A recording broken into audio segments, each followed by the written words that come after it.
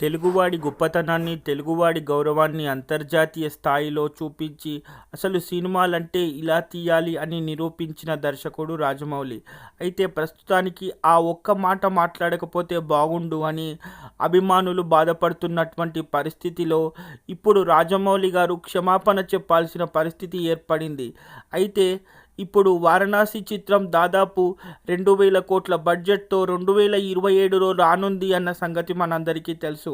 అయితే టీజర్ ఈవెంట్లో సంబంధించి ఒక సందర్భంలో అయితే వాళ్ళ నాన్నగారైనటువంటి విజేంద్ర ప్రసాద్ గారు ఇప్పుడు ప్రస్తుతానికి ఒక అంతర్జాతీయ చిత్రం రాజమౌళి గారు తీయబోతున్నారు.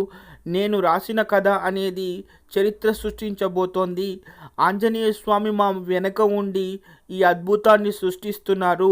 ఆయన ఆశీర్వాదం వల్లే ఇప్పుడు ప్రస్తుతానికి ఇంత గొప్ప చిత్రం తీయబోతున్నాము. ఆ శ్రీరాముడి కటాక్షము, ఆంజనేయుడి కృప వల్లే ఈ వారణాసి అనే చిత్రం ఒక అద్భుతం సాధించబోతోంది అని రాజమౌళి గారి తండ్రి గారైనటువంటి విజేంద్ర ప్రసాద్ గారు చెప్పటం జరిగింది. ఆ తరువాత మాట్లాడినటువంటి రాజమౌళి గారు, నేను దేవుణ్ణి నమ్మను, అయితే దేవుళ్ళ మీద నాకు నమ్మకం లేదు, రామాయణం మహాభారతం మీద నాకు మంచి గౌరవం ఉంది అండ్ ఎలా తీయాలి అనే ఆలోచన ఉంది తప్ప మా ఇంటి వాళ్ళు దేవుళ్ళని నమ్ముతారు కానీ నేను అస్సలు నమ్మను, కనీసం పూజలు కూడా చేయను.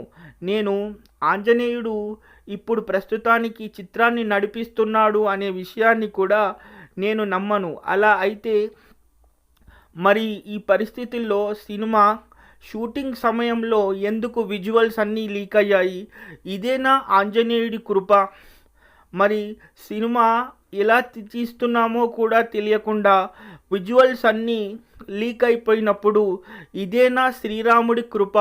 ఇలాంటివి నేను నమ్మను అని ఒక మాట చెప్పి ఆ తర్వాత ఇది మా నాన్నగారి గొప్పతనం, మా నాన్నగారు ఒక మంచి కథ రాయడం వల్లే నేను ఇప్పుడు ఒక అద్భుతమైన చిత్రాన్ని తీయటానికి దాదాపు ఒక టీజర్ని చూపించటానికే నేను 1 సంవత్సరం తీసుకున్నాను.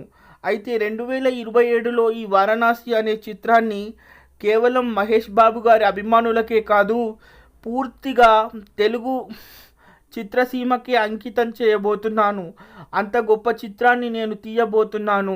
ఇది దేవుడి కృప అంటే నేను నమ్మను అని ఆ ఈవెంట్లో చెప్పడం జరిగింది. అయితే ప్రస్తుతానికి ఇప్పుడు మాత్రం ఇలా దేవుణ్ణి కించపరిచి మాట్లాడారని, సో ఇలా దేవుని మీద గౌరవం లేని వాళ్ళు ఎన్ని కోట్లు సంపాదించినా ఏం లాభమని అభిమానులతో పాటు చాలామంది ఇప్పుడు ప్రస్తుతానికి రాజమౌళి గారి మీద పోలీస్ కంప్లైంట్లు ఇవ్వడంతో పాటు ఇప్పుడు పూర్తిగా హిందూ ధర్మాన్ని నమ్మి హిందూ ధర్మాన్ని గౌరవించే ప్రతి వాళ్ళు కూడా ఇప్పుడు ప్రస్తుతానికి రాజమౌళి గారు క్షమాపణ చెప్పి తీరాలి.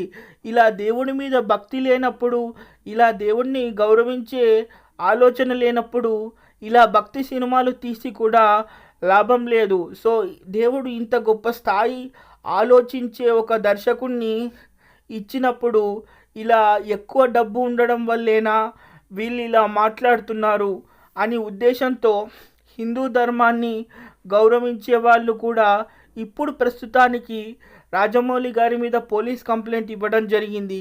ఈ విషయము చిలికి గానివాడ అయ్యిందని గమనించిన రాజమౌళి గారు, సో అభిమానులకు అండ్ హిందూ ధర్మాన్ని గౌరవించే వాళ్ళకు కూడా నా ఉద్దేశాన్ని మీరు తప్పుగా భావించారు.